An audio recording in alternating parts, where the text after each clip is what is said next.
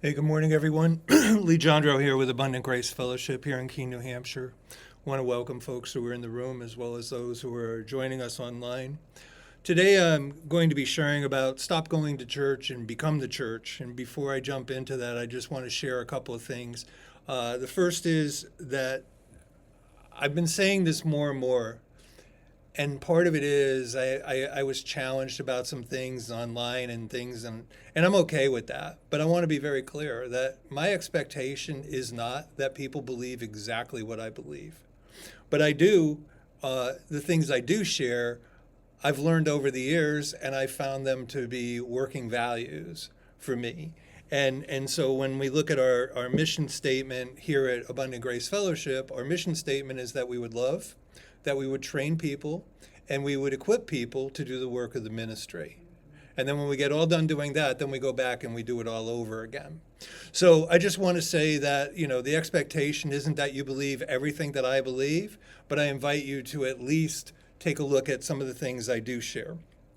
The other one has to do with giving, and people continue to ask us, especially in this season where we're winding down the end of the year and people are looking to give charitably on a larger level, and you're always invited to give to us. Much of our money goes to the homeless, the people who are, food insecurities, things like that.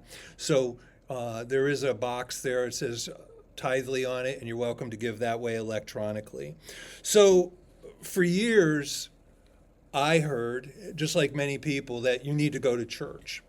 Well, the problem with going to church is when you stop liking somebody at the church you go to, it's easy for you to unplug and not go to church. And so we have a lot of people who do not go to church. And my thing is, I have taught people for many, many years that you are the church. So when you decide that something isn't working well for you, you still recognize that you are the church. I guess that door's locked. I don't know. I don't know why. Sorry, folks. Um, so, so the idea is that Jesus says that you are the church.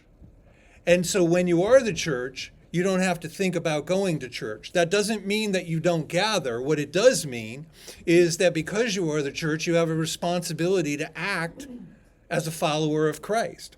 And so what we've seen over the years, I shared a post yesterday, and it had to do with one of the biggest challenges in life is if one of us decided that we were going to build a house, most of us would not do all the site work. We wouldn't do the foundation. We wouldn't put in the septic system. We wouldn't do the plumbing. We wouldn't do the electric. We may do some of the building, and there are people who might do it all. But what's happened is, when we look at that house that we're trying to build, we recognize that it takes many different people with different skill sets to create that house. The church at large ought to be that. There are people in the house, not just in here, but there are people who are watching this, and they have different skill sets than I do. And they have a responsibility to those skill sets. Some people have a skill set that involves teaching, and that's what they're called to do. Other people lean more towards the pastoral piece, and we're going to talk about some of that this morning. But what happens is when you recognize that it's not a one-man or a one-woman show, but what it is, in fact, it's a group of people coming together and saying, we're going to change the world. And so we begin to change the world. Back to our mission statement, we begin to change the world by loving people, by training people up into who they are created to be. They have to understand their identity and who they were made to be, and then doing something with that. And we, the church at large, ought to be offering what's necessary for he or she to be able to go and do what they're called to do. So in our fellowship, there's thing that I've been trying to put together with some people, and it has to do with young men between the ages of approximately 15 to 30, 35. And I have a couple of little bit older than that men, and I'm saying, here's my deal. If you will meet with these people, I will throw pizza at it. But I'm not throwing pizza at it if all you're going to do is talk about sports. So there needs to be a spiritual component in it. And I said, in advance, I'm going to talk to the people you meet with and ask them what the spiritual component is. Because like anything else, there needs to be a metric. We don't want people to say they have an understanding when they really don't. And so that's the purpose of training. So we're in this December season, this Christmas holiday season, and I look at Advent as a reality. You don't have to embrace it the way I do, but today happens to be the day of peace, or the second candle of Advent. And what that means is that this is a day of peace, and we reflect on the peace that Jesus gave us. It says that there's a peace that passes more than understanding. We're told that the kingdom of God is righteousness and peace and joy in the Holy Ghost. And so there is that one piece that is overarching, especially when we're in the Christmas season and everybody's running around. All you have to do is go out on West Street, where I live, and you can see people are out of control. And so for me, I want to change that. Not the traffic on West Street, I just kind of avoid it and get there early. But the point of it is, we ought to be operating in peace wherever we go. And yes, Rob, you're not quite young enough to be one of the people getting the pizza, because I did see your post. So here's what I think we need to embrace as a fellowship on a greater realm. One of the things that happens, if we think it's all about me doing something, or my wife and I doing something, and we're the only ones that do something, that becomes problematic, not only for people at large, but it becomes problematic for us. And so the encouragement is that each one of us has a group of people that we meet with that we get to bring our influence to. It doesn't mean I'm unwilling to meet with people. It's simply saying that you have a different realm of influence than I do. And so the first one has to do with building relationships. In the Bible, it tells us that, love God and love your neighbor as you love yourself. Jesus, was asked, who's your neighbor? And pretty much, I think the word neighbor just kind of like, who's sitting next to you? Who's in your sphere of influence? When I go into a store or something and I see people having a hard time or something like that, I usually try to insert myself in the circumstance. Just try to bring peace into the circumstance, especially when it has to do with like a cashier or somebody like that. I know that people struggle at this time of year, but all the more reason we who follow Christ ought to be representing, not just representing, but manifesting that peace, that love, that kindness, that grace, and bringing it into other people's lives. So, as I said, the first one has to do with building relationships. And, as I'm getting older and things like that, more of my friends happen to be elderly. I hang out with a lot of young people, and usually the only thing I have to worry about with them is how fast they drive. But there's people in our lives who are older. There's people in our lives who often are single parents, or they may even be new to the area. You and I have a responsibility to reach out to those people. If we're going to love our neighbor, then part of it really becomes who's our neighbor. And what do we do with that? So one of the things we as a gathering can do, we can check on people who may be elderly or may be single parents or somebody who's going through sickness, illness, ailment, or disease, and we can reach out to see how they're doing. And I'm going to say this, as much as I appreciate the internet, I said to my wife yesterday, one of the hardest things for me is getting texts.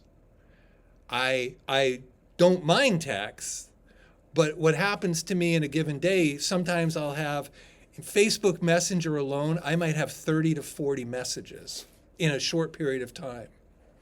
And I want to honor each one of those, but it makes it very difficult. I still tend to be this guy. Hey, how you doing? This is really the easiest thing. I'm dealing with a circumstance right now, and I said to my wife, I wish I could just get on the phone with people, because all this back and forth is driving me crazy through text. Just get on the phone and tell me what you need to tell me. So that's just a personal opinion, but the internet is great, and when you can't be around somebody who lives across the country and you're checking in, that's fine. But when you have a neighbor who is actually your neighbor, you might want to just take the time and check on that. The other thing we can do as a gathering is we can do, for lack of any better term, what I call coffee meetups. So that used to be a big word when the internet was starting to crystallize a little bit, but I I have a coffee shop membership, I guess that's what you would call it. And the reason I have that is because I meet a lot of people in the coffee shop, and it's easier than just having them come to my house because sometimes it's just the simplest thing. And so I think that one of the things we can do as a gathering, as Abundant Grace Fellowship, is we can develop things that cause people to come in, and they don't need to be in a room that's our room. I like the public workplace, the public place. I think it changes things dimensionally. If with the young people, if they said, well, we're going to do pizza at the house, I'm going to be like, no, go to the local pizza parlor. Make a difference where you go. Go in and be a blessing to that community, and you might be surprised at who actually shows up. The next one has to do with what I'm going to just simply, actually, let me just jump back for a second.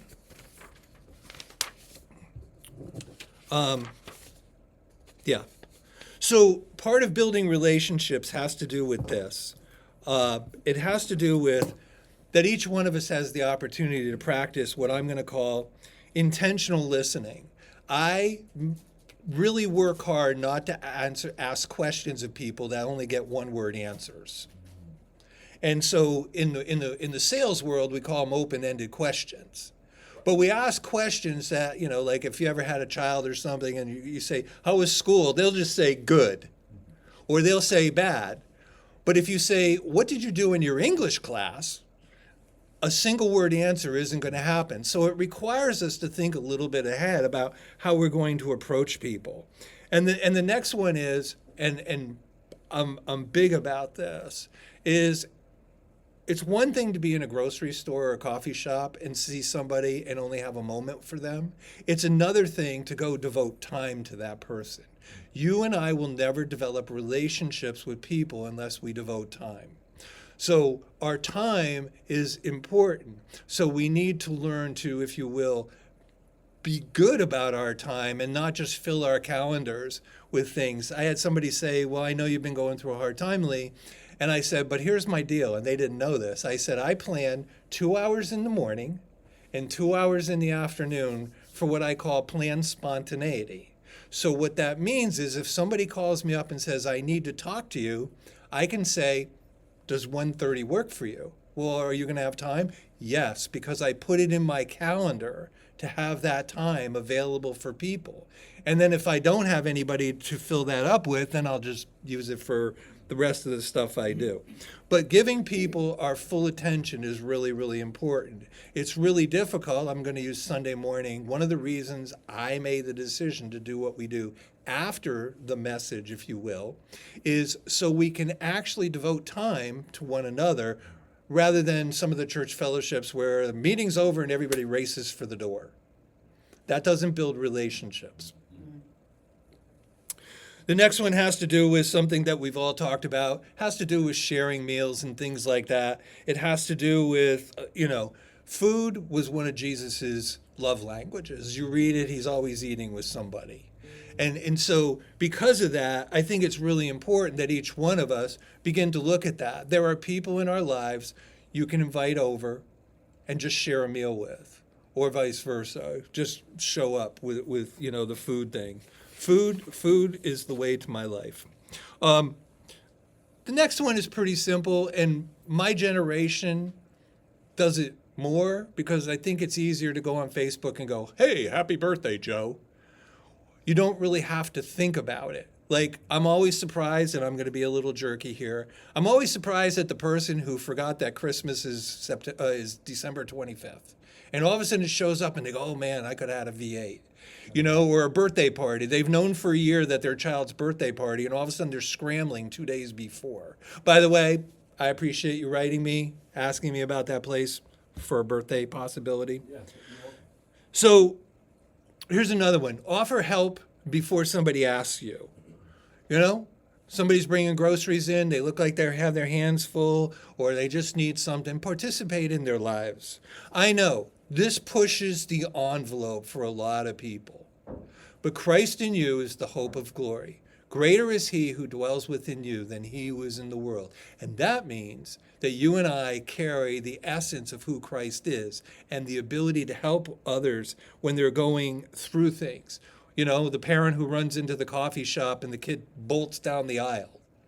You know, it's a little difficult, but, you know, the child's headed for the coffee pots before they're even, you know.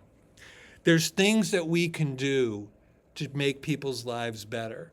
And when we begin to look at what our neighbors are going through, what we begin to see is we begin to see that there are people that we can help and work with. One of the ones that I like, I'm not a liker of this, by the way, but my wife loves to play games, and we used to have a game night on a regular basis, and I know she's tried to do that. I'm not a game person. I can't focus on a game and have people around me. I just can't. It's just not in my world. So I used to go to the game night just to hang out with people. Everybody else is playing games, not me, you know? So for us as a community of believers, you know, part of it is building relationships within the community. It's about, you know, you see somebody going through a hard time, it's about following up. You know, one of the things that I say to people all the time, somebody has a loss in their life, using that as an example, and immediately everybody jumps on, and I'm not making fun of this, it's really important. They jump on it and are trying to help the person or the people that are going through a tough time. The challenge is 2 weeks later, nobody's available. Everybody disappears out of their lives. One of the reasons I put a lot of emphasis, if you will, on the pastoral gifts that exist in Abundant Grace Fellowship is because you are the people that God has gifted to be the follow-ups in people's lives. It's not about a position. It's not about a title. There are people in our midst who are going through really tough times. Look around. Look who's not here. You know, we have one of our people is in the hospital, though it looks like they may be coming home today. You know, effort will be made to help that person, but the hospital visit is going to result in a longer care pattern. And so what do we do with that? And I want to be very clear. I do not think the expectation is that we fill every need that comes our way. I'm very, very careful about that in my own life, and I'm very, very cautious in recommending things to other people. I do think that if we don't have a neighbor that we're checking in on, or we're not developing relationships, we're kind of stuck. And I think it's really important to get unstuck, to move past that place and do something that stretches us. What good is faith if we're not using it to stretch who we are? If I only see the same people on a regular basis, as much as I love people, it's not causing me to exercise my faith. My faith says there's people around me who really need what I have. And the reason I know that is because God told each one of us that there's something in your life that other people really need. And you cannot read through the scriptures without seeing that you have a purpose. There are relationships that we will build very deeply in lives, but there's other relationships that are here today and gone tomorrow. Here today and gone tomorrow. In the last few days, I witnessed a couple of friends going through, I'm just going to use the word, relational challenges. I have stayed in touch with those people, even though those relational challenges were not public. Those relational challenges more recently have become public, but some of those things are 2 years out. So between day one and 2 years out, where was the church? Not our church necessarily only, but where was the church? Where are we reaching out into people's lives? So that has to do with building relationships. I'm just looking at the time. I just want to make sure I stay focused. The next one has to do with serving tangibly.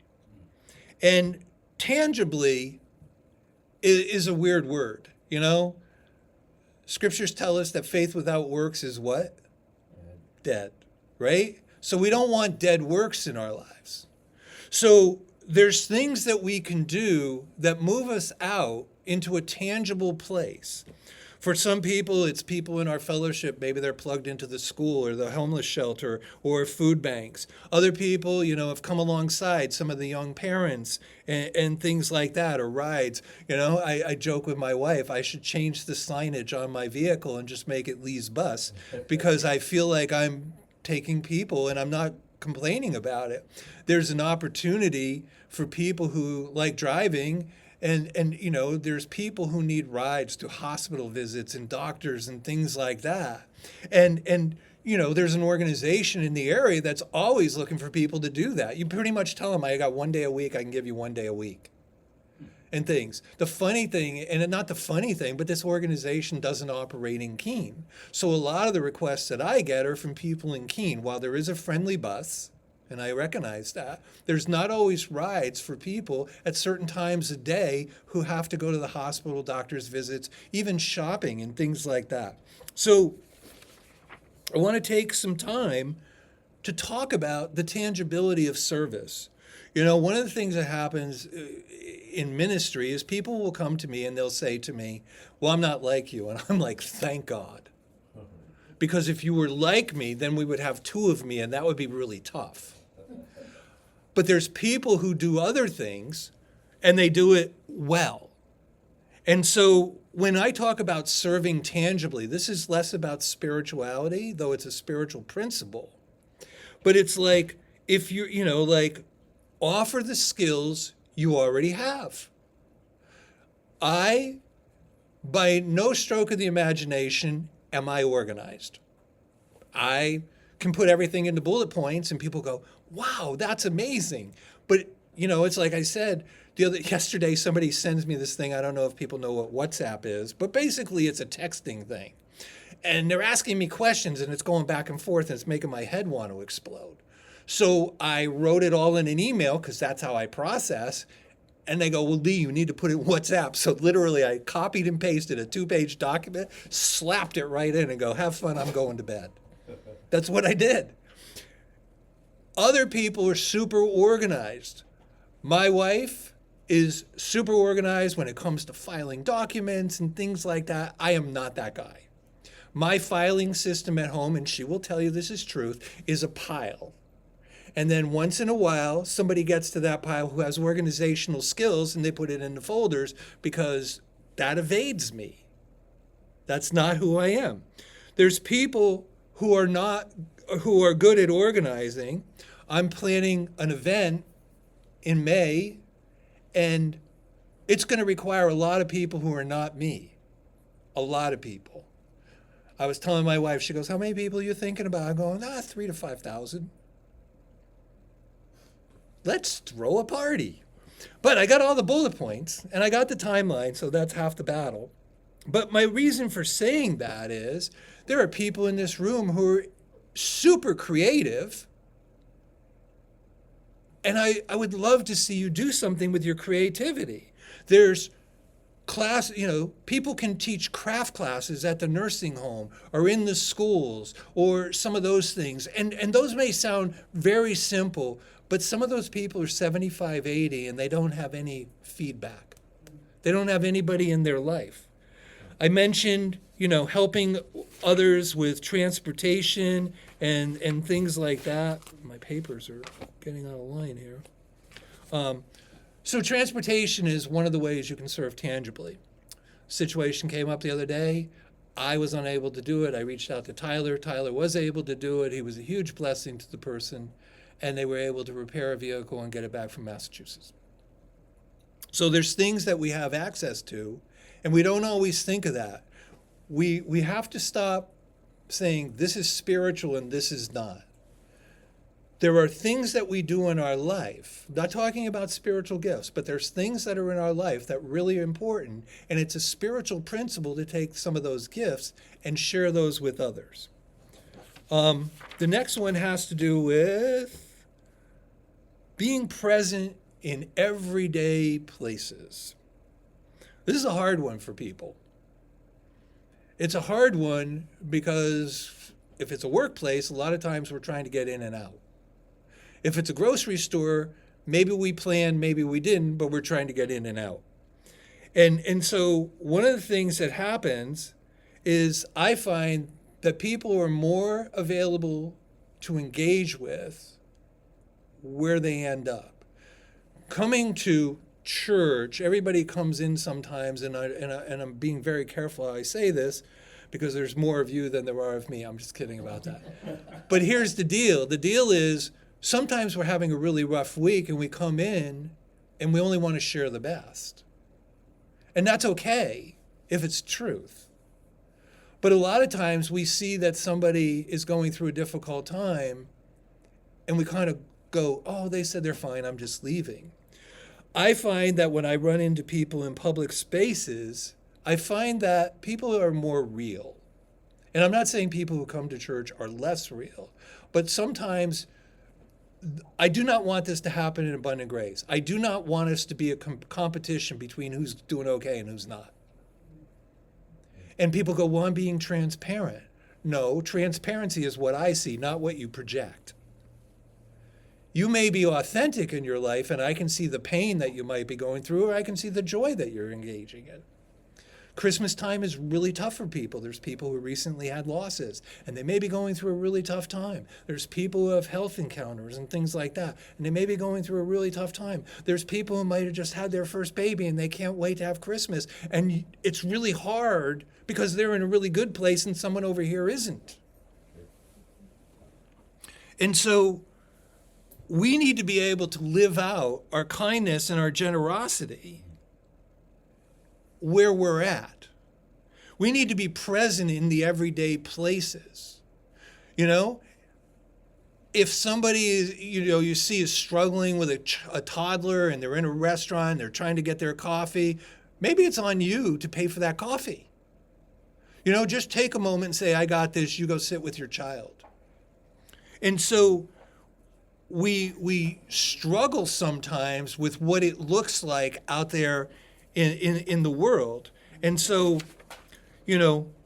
one of the reasons I go to the same coffee shop, other than I'm really cheap and I have a $15 membership, is people see me. There's a guy who's been going there for over a year, and now he talks to me. And when I first met him, he was like this, and he was all huddled up, and he would hide away from people. Now when I see him, if I come in before him and he comes in, I greet him. If he comes in after, he always makes sure to say hi to me. And familiarity in some of those places is really, really important. So I'm going to say it this way. Familiarity brings about a sense of trust that I can begin to share with somebody, and I know they're going to be there. And maybe I'm not going to share my whole life, but I know they're going to be there. And so even when I go in and I'm by myself, I make sure if anybody is headed my way, I just shove my phone to the side. I do not want them to think I'm occupied with my phone and don't have time for them if they have a need. And so we see that happening. And even the simplest, how's your week going? I don't know about you, but I noticed that strangers are more likely to tell me about their life than people I know some days. Isn't that the truth? And so what I find is I ask questions. Over the years, there's a guy who's part of my life. He recently lost his job. He's older, and he doesn't have too many places to turn. And so I sent him a note the other day. I said, I just want you to know, I really appreciate you. And he was like, really? And it took me 2 years to build that relationship to the place where he would share that he was going through a really hard time in his life. He knew he was losing his job. Someone else who's going through a really, knowing they're going to have to go to the hospital. One of the ones I find, especially this time of year, people don't know how to engage with their families a lot of times. A lot of brokenness in families. And we need to be very careful. Let me just say it this way. We need to be very careful about I'm just going to use this word, picking sides. Because we only get one side of the story. And so I ask questions, and then I invite other questions, and I reach out. And again, I'm not expecting people to be me, but you're never going to be relationship oriented unless you get involved in people's lives. And so, you know, I am really curious about people's lives. You know, Casey was just talking about the Michigan thing. You know, and you know, he went to Virginia and the person was like, if I don't get a job, I'm going to have to move to Michigan. I'm like, I have friends that live in Michigan. That's not where I'd want to be. But that invites the question of why would anybody go to Michigan, possibly even in the winter? Yeah. You know, I have friends that live in Michigan and they're posting, hey, 42 below. And I'm like, God bless you, brother. I have not been called to that mission field, you know, and stuff. So be genuinely, you know, just be curious about what's going on in people's lives. Don't be rude about it, but be curious. The next one has to do with, and I'm probably going to end on this. Well, no, yeah, getting close. Practice radical hospitality. Invite people into your life. Share meals, hobbies, errands. I love car shows. My wife, not so much. But she goes to car shows because of me. And she goes to car shows because she likes the history of a car. I pulled this out of the woods. It had 2 wheels. You know, she reads all those books that people put on their hoods. Me, I'm too distracted. You know, if that book was at my house, I would read that book. But when it's on somebody's car and there's shiny stuff all around, it doesn't work for me. You know? So share a hobby. Share a hobby with people. You know, share errands. I would call people, you know, the other day I realized something about my grandson the other day. He's kind of he has a few friends and he has really good friends. And if I say to him, why don't you go somewhere? He'll go, nah. But if I say to him, will you go with me? He'll be like, yeah. So the other day I had an errand and he's like, yeah, I'll go with you. I don't even think we talked. It was just the idea of hanging out. And I came home from that and I went, wow, he and I are very much alike. I don't like to go places by myself. There was a hobby show that I was interested in, but I didn't have a little kid to drag with me. If I had a little kid to drag with me to a die-cast show, that would have been hilarious. You know? I'm not really into the die-cast. I think they're cool. My friend, you know, Jacob's boss, he has 15,000 of them. Like, I don't know what you do with all that. But, you know, there was this hobby show, and there was going to be 8 people who have like that many. And they were all going to show up. There was a craft show yesterday, but I like doing those things with other people. I like sharing people into my life. You know, Tyler will tell you because he meets with me probably the most, but oftentimes we'll be having coffee together and people will just pull up a chair and sit down with us. You know, just start talking to us. And some of these people were people that didn't talk to us, you know, and things. So it does. It takes effort. So begin to use your daily routine, if you will, and turn it into opportunities. If you know you're going to go to the grocery store, before you get to the cashier, have something nice to say to them. Recognize that they have really cool earrings or something like that. And here's one of mine. Pray silently for people that you encounter. You know, I see people in the grocery store and and I can tell they may be struggling financially or they're just struggling because they're struggling. And I just find myself just praying for people, you know, and so support those local experiences, you know, whether it's community centers. I'm not a big library guy anymore. You know, I don't go to schools and things like that in that sense, but there's places that have clubs and I like to participate. One of the reasons I do the car shows, people know me and they'll ask me questions about my faith and they'll ask me questions about this and that. And I find a lot of those, that happens to be my personal experience. You know, that I run into people in those circumstances. And when I find somebody who likes woodworking, for instance, I hook them up with Tyler. You know, I'm like, you can connect people. You don't have to like everything that everybody's doing or be participant in that, but you can begin to share those things. Sharing job leads and events and services that people have going on is really important. Well, Lee, is that really spiritual? Yeah, because when you connect people, and we're going to take communion in a moment, part of our connection, if you will, is being reminded that we're the body of Christ and we're not in this game alone. If there's one thing I would say to people, we're not in this game alone. Too many people have fallen by the wayside because they thought it was just them and only them. And we've lost people because of those circumstances and those situations. And the last one I'm going to bring up right before we take communion together has to do with bring hope. You can bring hope without preaching. You can bring hope into people's lives when you see somebody who's got a struggle in their life. You know? You can participate in their life and bring hope. And don't, because I'm talking about tangibility, don't just do it with words.